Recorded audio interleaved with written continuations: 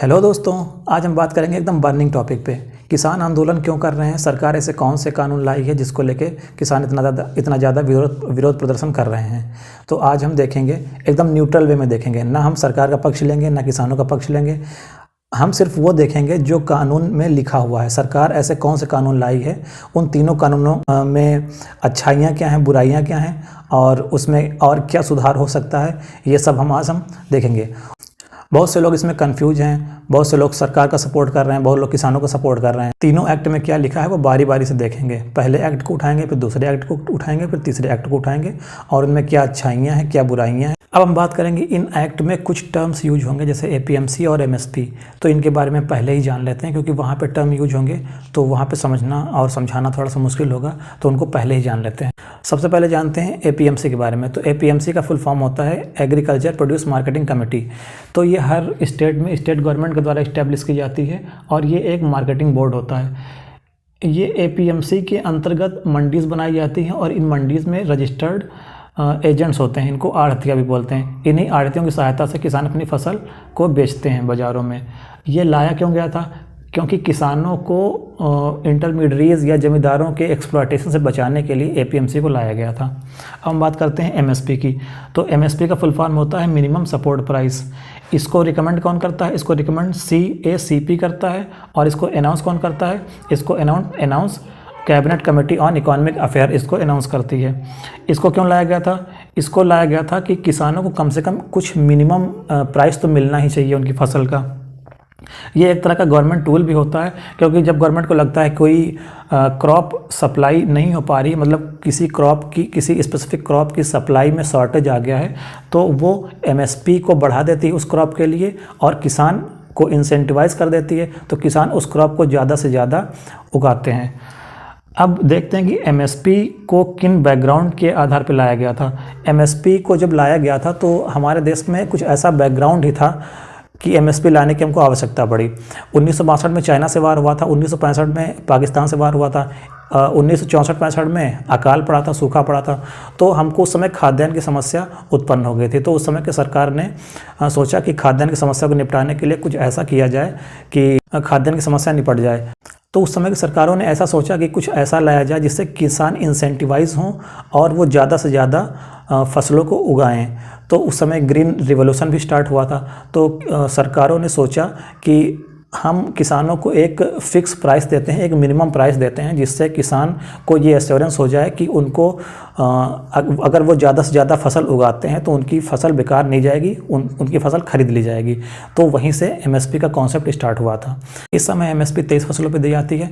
22 फसलों को जो एमएसपी दी जाती है उसके लिए एमएसपी शब्द ही इस्तेमाल करते हैं, लेकिन जो एक फसल है वो है गन्ना, उसके लिए फेयर एंड रिम्यूनरेटिव प्राइस शब्द यूज़ करते हैं। वो भी एक तरह की एमएसपी ही होती है। सबसे इम्पॉर्टेंट बात एमएसपी के लिए कि एमएसपी एक एडमिनिस्ट्रेटिव डिसीजन है। एमएसपी कोई कंपल्सन नहीं है गवर्नमेंट के ऊपर कि एमएसपी देना ही देना है किसान को। ये किसी एक्ट में ऐसा नहीं लिखा हुआ है। तो ये इस समय जो विरोध हो रहा है तो उसका विरोध का एक कारण ये भी है कि ये किसी एक्ट में नहीं।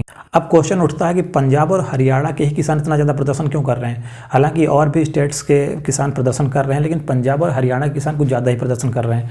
उसका रीज़न ये है कि जो पंजाब और हरियाणा की इकॉनमी है वो एमएसपी डिपेंडेंट है। मतलब पंजाब और हरियाणा की इकॉनमी एमएसपी पर ही निर्भर करती है। इन दो आंकड़ों से हमको पता चल जाता है। पंजाब और हरियाणा में जो राइस होता है वो 90% राइस तो एमएसपी में ही जाता है, और पंजाब हरियाणा में जो वीट होता है वो 70% वीट एमएसपी पर जाता है। मतलब पूरी इकॉनमी, पंजाब और हरियाणा की पूरी इकॉनमी एमएसपी पर डिपेंड करती है। और इनको कहीं से ये लगता है कि एमएसपी अगर ख़त्म हो जाएगी तो हमारी तो पूरी इकॉनमी ही कोलैप्स कर जाएगी, तो इसलिए प्रदर्शन ज़्यादा हो रहा है। दूसरा ये है कि पंजाब और हरियाणा में जो राइस होता है वो 35 से 40% एफसीआई में जाता है अकेले पूरे ऑल ओवर इंडिया से, और वीट वो 60 से 62% एफसीआई में जाता है पंजाब और हरियाणा से अकेले। तो ये कुछ फैक्चुअल इन्फॉर्मेशन है, इसके आधार पे हम ये बता सकते हैं कि पंजाब और हरियाणा में इतना ज़्यादा प्रदर्शन क्यों हो रहा है। दूसरी बात, पंजाब और हरियाणा का गहरा संबंध रहा है एमएसपी से और ग्रीन रिवॉल्यूशन से, क्योंकि जब ग्रीन रिवॉल्यूशन आया था पंजाब और हरियाणा को उसका बहुत ज़्यादा फ़ायदा मिला था, और ग्रीन रिवॉल्यूशन के टाइम से एमएसपी भी चल रहा है। तो पंजाब और हरियाणा, ग्रीन रिवॉल्यूशन और एमएसपी, ये एक दूसरे में लिंक इतना ज़्यादा हो चुके हैं कि इनको अब सेपरेट करना मुश्किल लग रहा है। इसीलिए इनको लगता है कि एमएसपी अगर हट जाएगा तो हमारी इकॉनमी कोलैप्स कर जाएगी। अब ये देखते हैं कि क्या ये जो कानून बनाए गए हैं सेंट्रल गवर्नमेंट के द्वारा, ये वैलिड हैं, कॉन्स्टिट्यूशनली वैलिड हैं, मान्य है कि नहीं है। क्योंकि कुछ स्टेट्स ये बोल रहे हैं कि सेंट्रल गवर्नमेंट तो एग्रीकल्चर पे कानून बना ही नहीं सकती है, सिर्फ स्टेट गवर्नमेंट बना सकती है। तो सेंट्रल गवर्नमेंट ने ये बोला कि हम माना कि हमारे पास एग्रीकल्चर का सब्जेक्ट नहीं है, लेकिन हमारे पास कॉन्करेंट लिस्ट तो है। कॉन्करेंट लिस्ट के जो कॉन्करेंट लिस्ट में इस समय 52 सब्जेक्ट, पहले 47 थे, इस समय 52 है। उसमें जो 33वीं एंट्री है उसमें ये लिखा हुआ है पूरा। अगर आप ध्यान से पढ़ोगे, सेंट्रल गवर्नमेंट ने स्टेट से बोला, अगर आप ध्यान से पढ़ोगे तो स्टेट लिस्ट में जो इस समय 61 सब्जेक्ट हैं उसमें जो 26वीं एंट्री है और जो 27वीं एंट्री है, ये दोनों एंट्री ऑलरेडी एंट्री 33 में है। ऊपर से एंट्री नंबर 33 को आर्टिकल 254 का सपोर्ट भी है। आर्टिकल 254 ये बोलता है कि जब पार्लियामेंट के द्वारा बनाए गए कानून और स्टेट लेजिस्लेचर के बनाए हुए कानून में विवाद होता है, इनकंसिस्टेंसी होती है दोनों में, तो पार्लियामेंट के द्वारा बनाया गया कानून प्रिवेल करेगा। इस हिसाब से एंट्री 33 प्रिवेल कर रही है और सेंट्रल का जो बनाया हुआ कानून है वो मान्य होगा। इस हिसाब से हम बोल सकते हैं कि जो सेंट्रल ने कानून बनाया इनवैलिड तो नहीं है, कॉन्स्टिट्यूशनली वैलिड है। अब हम बात करेंगे पहले एक्ट की। पहले एक्ट का नाम है farmers produce trade and commerce promotion and facilitation act 2020। इसमें पहला प्रावधान यह है कि किसान अपनी फसल को इंटर स्टेट और इंट्रा स्टेट कहीं पर भी बेच सकता है। मतलब जहाँ पे किसान रहता है उस स्टेट में भी बेच सकता है फसल को, या उस स्टेट के बाहर भी अपनी फसल को बेच सकता है। दूसरा प्रावधान है आउटसाइड एपीएमसी, मतलब किसान अपनी फसल को एपीएमसी के बाहर भी बेच सकता है। पहले ये प्रावधान था कि किसान जिस एरिया में रहता है उस एरिया का एक अपना एपीएमसी मंडी होती थी, किसान को वहीं जाना होता था और वहीं पर आढ़तियों के माध्यम से उसको बेचना होता था। लेकिन अब ये हटा दिया गया है। अब किसान एपीएमसी के बाहर भी कहीं पर भी बेच सकता है, ऑनलाइन ट्रेडिंग कर सकता है। पहले ऐसा कोई प्रावधान था नहीं, अब किसान ऑनलाइन भी अपनी फसल बेच सकता है। Sell directly to exporter trader consumer, पहले किसान आढ़तियों के माध्यम से ही बेच सकता था, एपीएमसी मंडी जाने पर ही बिकता था उसका फसल। लेकिन अब किसान घर पर बैठे बैठे ट्रेडर को बेच सकता है, कंज्यूमर को भी बेच सकता है, एक्सपोर्टर को बेच सकता है, किसी बड़ी कंपनी को बेच सकता है, मतलब जिसको मन हो उसको बेच सकता है वो। पहले किसान आढ़तियों को ही अपनी फसल बेचता था और ये आढ़तिये जो होते थे ये एपीएमसी मंडी में रजिस्टर्ड होते थे। लेकिन अब अगर आपके पास पैन कार्ड है तो आप किसानों की प्रोड्यूस को खरीद सकते हैं। मतलब किसान अब सभी को बेच सकता है जिनके पास पैन कार्ड हो। अगर आप पैन कार्ड होल्डर हैं तो किसान आपको अपना प्रोड्यूस बेच सकता है। No fees on selling produce outside APMC, मतलब एपीएमसी के बाहर आपकी अगर फसल बेची जा रही है, किसान अगर अपनी फसल एपीएमसी के बाहर बेच रहा है तो उस पर कोई फीस नहीं लगाई जाएगी, कोई टैक्स या सेस नहीं लगाया जाएगा। डिस्प्यूट रेजोल्यूशन होता है जैसे कोई विवाद खड़ा हो गया तो एसडीएम कंसिलिएशन बोर्ड बनाएगा। अगर इस कंसिलिएशन बोर्ड के द्वारा कोई तय सीमा में अगर विवाद का निपटारा नहीं होता है तो एसडीएम उसको खुद हैंडल करेगा। अगर एसडीएम से भी नहीं होता है तो अपीलेट अथॉरिटी डीएम के पास है, वो डीएम इसको हैंडल करेगा, या डीएम अपने अंडर में एडिशनल डिस्ट्रिक्ट मजिस्ट्रेट को ये सौंप सकता है कि आप इसका निपटारा करिए। अब हम बात करते हैं इस एक्ट से एसोसिएटेड कुछ चैलेंजेस हैं, उनके बारे में बात करते हैं। तो पहला चैलेंज ये है कि lower impact on farmer income. Bihar में 2006 में एपीएमसी एक्ट हटा दिया गया था। 2006 से लेकर आज 2020 यानी 14 साल में बिहार में कोई ऐसा परिवर्तन देखने को नहीं मिला जिससे हम ये बोल सकें कि एपीएमसी एक्ट हटाने का कोई विशेष फ़ायदा हुआ है। तो पहला चैलेंज ये है। दूसरा चैलेंज है loss of revenue of states, मतलब स्टेट्स अपना रेवेन्यू खो देंगे। कैसे खो देंगे? क्योंकि एपीएमसी एक्ट के तहत स्टेट्स टैक्स लगाते थे, सेस लगाते थे, तो वो अब इनका अधिकार छीन जाएगा, तो स्टेट्स का भी नुकसान हो जाएगा। एपीएमसी एजेंट्स का क्या होगा? पहले ये जो एपीएमसी एजेंट्स होते थे ये किसानों की फसल को बेचते थे, बिकने में मदद करते थे। रातों रात ये रोड पे आ जाएंगे तो इनका क्या होगा, इनका करियर का क्या होगा। एक्सप्लॉयटेशन बाय प्राइवेट के द्वारा एक्सप्लॉयटेशन होने की भी संभावना है, क्योंकि प्राइवेट जब किसानों की फसल खरीदेगा तो हो सकता है वो अच्छे दाम ना दे, औने पौने दाम पे खरीदे, तो किसानों का एक्सप्लॉयटेशन भी हो सकता है प्राइवेट के द्वारा। नेक्स्ट है, अगर आपके पास पैन कार्ड हो तो आप फार्मर्स का प्रोड्यूस खरीद सकते हैं। पहले ऐसा था कि आढ़तिये एपीएमसी मंडीज़ में रहते थे और उन आढ़तियों का रजिस्ट्रेशन होता था एपीएमसी मंडीज़ में, किसान जाके उन्हीं आढ़तियों को अपनी फसल बेचता था। लेकिन अब ऐसा नहीं है, अगर आपके पास पैन कार्ड है तो आप किसानों की प्रोड्यूस को खरीद सकते हैं। लेकिन ओनली पैन होना काफ़ी नहीं है, सरकार को यहाँ पे थोड़ा रेगुलेशन दिखाना चाहिए। स्मॉल एंड मार्जिनल फार्मर्स पे कोई इम्पैक्ट नहीं पड़ेगा, क्योंकि उनके पास फ्रेगमेंटेड लैंड रहती है, छोटी छोटी ज़मीन रहती है, थोड़ा सा प्रोड्यूस होगा तो वो कहाँ जाके दूर बेचेंगे। तो स्मॉल और मार्जिनल फार्मर पे कोई इम्पैक्ट नहीं पड़ेगा इसका। इस एक्ट के अंतर्गत कुछ ऐसे प्रावधान हैं जिनको लेकर प्रोटेस्ट हो रहा है, तो हम देखते हैं कि कौन कौन से पॉइंट हैं जिनको लेकर प्रोटेस्ट हो रहा है। तो किसानों का मानना है कि बार्गेनिंग पावर कारपोरेट्स के हाथ में पहुंच जाएगी किसानों के हाथ से, मतलब किसान के पास बार्गेनिंग पावर नहीं रहेगी, वो प्राइवेट कंपनी के हाथ में पहुंच जाएगी।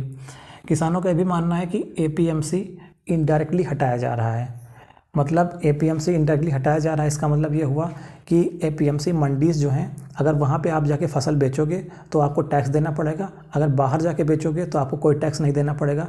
तो इसका मतलब किसानों ने ये निकाला कि एपीएमसी मंडीज़ को इनडायरेक्टली हटाया जा रहा है। स्टेट रेवेन्यू लॉस हो रहा है। यहाँ पे कुछ स्टेट्स भी अपना विरोध दर्ज करा रहे हैं, क्योंकि उनको लगता है कि हमारा रेवेन्यू लॉस हो रहा है। क्योंकि जब पहले ये था कि जब आप एपीएमसी मंडीज़ में जाके बेचते थे अपना प्रोड्यूस, तो उससे स्टेट को फ़ायदा होता था, स्टेट को रेवेन्यू मिलता था, टैक्स मिलता था, सेस मिलता था, लेकिन अब वो ख़त्म कर दिया गया है। फिर अगला है कि जब बिहार में ये मॉडल सफल नहीं हो पाया तो क्या गारंटी है कि यहाँ पे सफल हो जाएगा।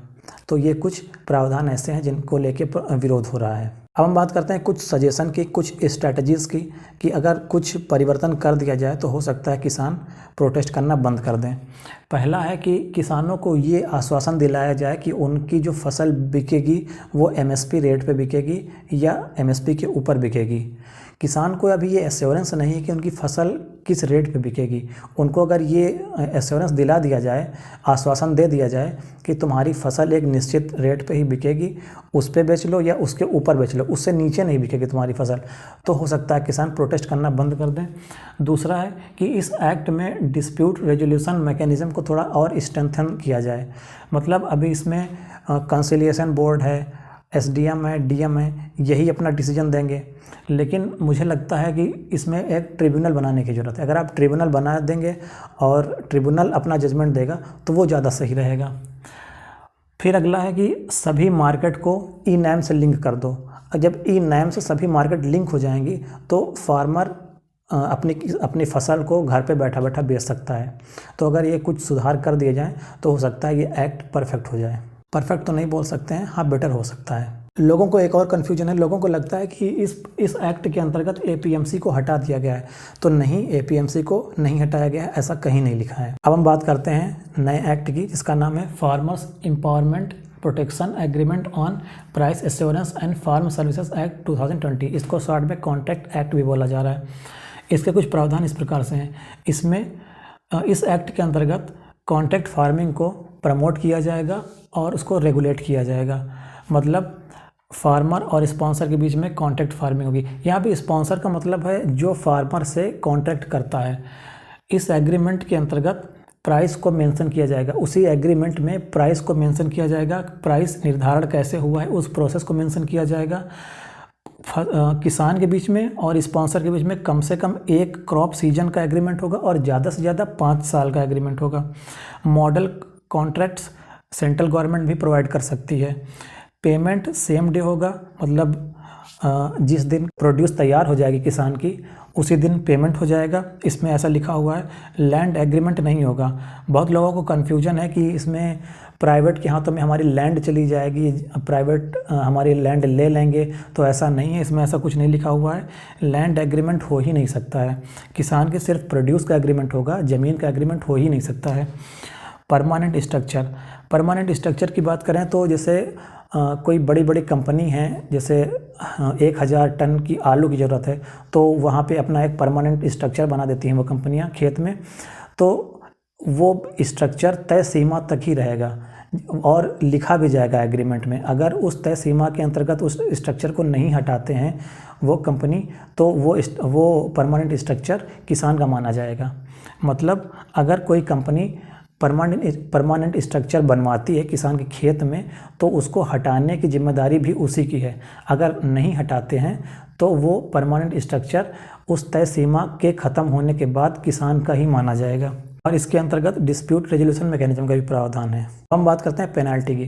तो पेनल्टी में अगर किसान एग्रीमेंट तोड़ता है तो किसान को वो अमाउंट देना पड़ेगा जो पहले से तय है।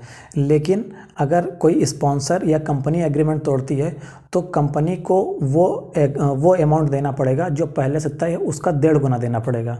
मतलब किसान को उतना ही अमाउंट देना पड़ेगा और कंपनी को उसका 1.5 गुना देना पड़ेगा। हम बात करते हैं इस एक्ट के क्या क्या फ़ायदे हैं, मतलब कॉन्ट्रैक्ट फार्मिंग एक्ट के क्या क्या फ़ायदे हैं। फूड प्रोसेसिंग इंडस्ट्री को पुश मिलेगा, इन्वेस्टमेंट बढ़ेगी। अगर हर सेक्टर कॉन्ट्रैक्ट कर सकता है तो किसान कॉन्ट्रैक्ट क्यों नहीं कर सकते हैं, किसान भी कॉन्ट्रैक्ट कर सकते हैं। कंपटीशन बढ़ेगा, इनोवेशन आएगा, क्रॉप पैटर्न में बदलाव आएगा, क्रॉप पैटर्न चेंज होगा। अब हम बात करते हैं कॉन्ट्रैक्ट फार्मिंग एक्ट के कौन कौन से चैलेंजेस हैं। सबसे पहला चैलेंज है कि स्मॉल और मार्जिनल फार्मर जो कि 86% हैं, इनको तो कोई फ़ायदा होगा नहीं। फ़ायदा क्यों नहीं होगा? क्योंकि इनके पास तो छोटी छोटी ज़मीन रहती है, फ्रेगमेंटेड लैंड रहती है। तो इनके पास फ्रेगमेंटेड लैंड रहती है तो इनसे कोई कॉन्ट्रैक्ट करेगा ही नहीं, क्योंकि जो कॉन्ट्रैक्ट करने वाली कंपनी होंगी उनको तो ज़्यादा चाहिए ना। तो ये छोटे फार्मर हैं, इनके पास तो 1 एकड़ 2 एकड़, इससे ज़्यादा तो होता ही नहीं है। तो इनको तो कोई फ़ायदा होगा नहीं। दूसरी बात, ये प्रमोट इनइक्वालिटी एमंग फार्मर्स, किसानों के बीच में भी इनइक्वालिटी प्रमोट हो जाएगी। मतलब जो बड़ी बड़ी कंपनियां आएंगी तो जो ऑलरेडी से किसान वेल ऑफ रहेंगे, बड़े रहेंगे किसान, उन्हीं के पास आएंगे क्योंकि उनके पास ज़्यादा ज़मीन है। तो वो किसान पहले से बड़े हैं और कंपनियां उन्हीं के पास आएंगी तो वो किसान और आगे ऊपर बढ़ते चले जाएंगे। जो किसान छोटे हैं वो छोटे होते चले जाएंगे और जो किसान बड़े हैं वो बड़े होते चले जाएंगे। मतलब किसानों के बीच में भी इनइक्वालिटी आ जाएगी। एक्सप्लॉयटेशन ऑफ फार्मर्स का मतलब जो बड़ी बड़ी कंपनियां होती हैं इनको लीगल जानकारी होती है, इनके पास अपने वकील होते हैं, लेकिन जो किसान होते हैं इनको इतनी लीगल जानकारी होती नहीं है। ये ज़्यादातर हमारे देश में किसान पढ़े लिखे भी नहीं हैं। तो ये जो बड़ी बड़ी कंपनियां होती हैं चालाकी खेल जाती हैं और किसानों को फंसा देती हैं लीगल कानूनी दांवपेच में। तो एक्सप्लॉयटेशन होने का खतरा बना रहता है किसानों का। एडवर्स इम्पैक्ट ऑन इन्वायरमेंट, देखो जब ये कंपनियां आएंगी तो इनको किसी चीज़ से कोई मतलब नहीं रहेगा। इनको सिर्फ अपना प्रॉफिट चाहिए। इनको ज़्यादा से ज़्यादा अपना प्रॉफिट चाहिए, चाहे इन्वायरमेंट डिग्रेड हो रहा हो, कुछ भी डिग्रेड हो रहा, इनसे नहीं मतलब है। किसान की ज़मीन भी ख़राब कर देंगे ये लोग, इनसे उससे भी नहीं मतलब है। इनको बस ज़्यादा से ज़्यादा मुनाफा चाहिए। तो इन्वायरमेंट डिग्रेड होगा, किसान की ज़मीन ख़राब होगी, तो इससे उनको मतलब ही नहीं है कोई। इनको तो अपना फ़ायदा चाहिए। प्रमोट मोनोकल्चर, इनको जो फसल अच्छी लगेगी उसी फसल को ये प्रमोट करेंगे। अब हम बात करते हैं इस एक्ट के अंतर्गत कुछ प्रोटेस्ट हो रहे हैं, तो उन कौन कौन से पॉइंट पे प्रोटेस्ट हो रहे हैं उनके बारे में थोड़ा सा देख लेते हैं। किसान बोल रहे हैं कि एमएसपी हटा दिया जाएगा। तो सरकार बोलती है कि हमने तो इस एक्ट में एमएसपी हटाने को लेकर कुछ बोला ही नहीं है, एमएसपी शब्द भी नहीं यूज किया है। तो किसान बोलते हैं यही तो हमारा डर है, आपने एमएसपी शब्द क्यों नहीं यूज किया है? आपको लिखना चाहिए साफ साफ कि एमएसपी हम नहीं हटाएंगे। तो पहला प्रोटेस्ट का कारण ये बन गया। दूसरा कारण ये बन गया कि किसान ये बोल रहे हैं कि मिनिमम प्राइस भी होना चाहिए कॉन्ट्रैक्ट का, जो हम कॉन्ट्रैक्ट करेंगे उसका भी मिनिमम प्राइस हो और उसको गवर्नमेंट कंट्रोल करे। अगर कोई अनहोनी हो जाती है तो गवर्नमेंट थोड़ा सा हमारा ध्यान रखे। तीसरा ये लोग डिमांड कर रहे हैं कि एमएसपी को कॉन्ट्रैक्ट प्राइस से लिंक कर दिया जाए। फिर अगला है, ये बोल रहे हैं किसान की एमएसपी को एक्ट बना दिया जाए। तो सरकार बोलती है कि एमएसपी आज तक एक्ट नहीं बना, उसके बाद भी आप लोगों को एमएसपी मिलती चली आ रही है। तो आप लोग हम पे विश्वास रखें, आप लोगों को एमएसपी मिलती रहेगी। लेकिन किसान बोल रहे हैं नहीं, हमको विश्वास नहीं है, हमको विश्वास तभी होगा जब आप एमएसपी को एक्ट बना देंगे। तो ये थोड़े से प्रोटेस्ट हो रहे हैं, तो इनको हमने देख लिया। हमारा अगला एक्ट है इसेंशियल कमोडिटीज़ एक्ट 2020। इससे पहले इसेंशियल कमोडिटी एक्ट 1955 आया था। ये क्यों आया था? क्योंकि ये इसको इन्फ्लेशन का रोकना था और इसेंशियल कमोडिटी यानी जो आवश्यक वस्तुएं हैं उनकी कोई होल्डिंग न कर पाए, उसको रोकने के लिए आया था।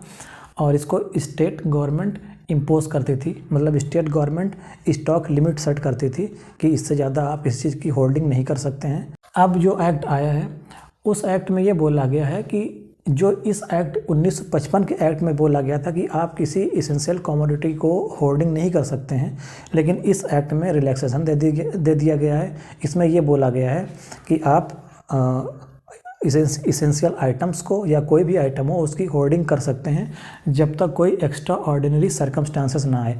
एक्स्ट्रा ऑर्डिनरी सर्कमस्टांसेस में 4 चीज़ों को बताया गया है इस एक्ट में। जब कोई युद्ध छिड़ जाए उस समय सरकार रेगुलेट कर सकती है। फेमाइन आ जाए, अकाल पड़ जाए, उस समय सरकार रेगुलेट कर सकती है। एक्स्ट्रा ऑर्डिनरी प्राइस राइज, बहुत ज़्यादा प्राइस बढ़ जाए एकदम से, तब सरकार रेगुलेट कर सकती है। और नेचुरल कैलेमिटी, कोई भी नेचुरल कैलेमिटी हो जाए तब सरकार रेगुलेट कर सकती है। हम बात करते हैं स्टॉक लिमिट की। तो स्टॉक लिमिट किस आधार पर सेट होता है? स्टॉक लिमिट प्राइस राइज के आधार पर सेट होगा। अगर कोई पेरिसेबल आइटम होगा जो 1 साल में 100% बढ़ जाएगा, मतलब पेरिसेबल आइटम का प्राइस 1 साल में अगर 100% बढ़ गया है तो गवर्नमेंट उसको इसेंशियल कमोडिटी घोषित कर देगी। अगर कोई नॉन पेरिसेबल आइटम है और उसका रेट 1 साल में 50% बढ़ गया है तो गवर्नमेंट उसको इसेंशियल कमोडिटी घोषित कर देगी। पेरिसेबल आइटम में जैसे टमाटर है, 1 साल में इसका रेट मान लो 100 रुपये था और 200 रुपये हो गया, तो गवर्नमेंट इसको इसेंशियल कमोडिटी एक्ट के अंतर्गत डाल देगी और इसको इसेंशियल कमोडिटी घोषित कर देगी। इसको फिर आप होल्डिंग नहीं कर सकते हो। अगर स्थितियां सामान्य रहीं तो जैसे चल रहा है वैसे चलता रहेगा, आप होल्डिंग कर सकते हो किसी भी चीज़ की। अब हम देखते हैं इसेंशियल कमोडिटी एक्ट के कुछ बेनिफिट्स हैं, वो कौन कौन से हैं। तो सबसे पहला बेनिफिट है ये प्राइवेट सेक्टर को अट्रैक्ट करता है। ये एफटीआई को अट्रैक्ट करता है एग्रीकल्चर सेक्टर में। कोल्ड स्टोरेज में इन्वेस्टमेंट को बढ़ाता है। ये कॉम्पिटिटिव मार्केट इन्वायरमेंट क्रिएट करता है। एग्रीकल्चर प्रोड्यूस से जो वेस्ट होता है उसको कम करता है या उसको रोकता है। फूड सप्लाई चेन को मॉडर्न बनाने में हेल्पफुल है। अब हम बात करते हैं इसेंशियल कमोडिटी एक्ट 2020 से एसोसिएटेड कुछ इश्यूज़ हैं, उनके बारे में बात कर लेते हैं। जैसे ब्लैक मार्केटिंग। तो ब्लैक मार्केटिंग क्या होती है? जब किसान की फसल पैदा होगी तो ये बड़ी बड़ी कंपनियां किसानों से सस्ते दामों पे उनका अनाज खरीद लेंगी और उसको होल्डिंग कर लेंगी।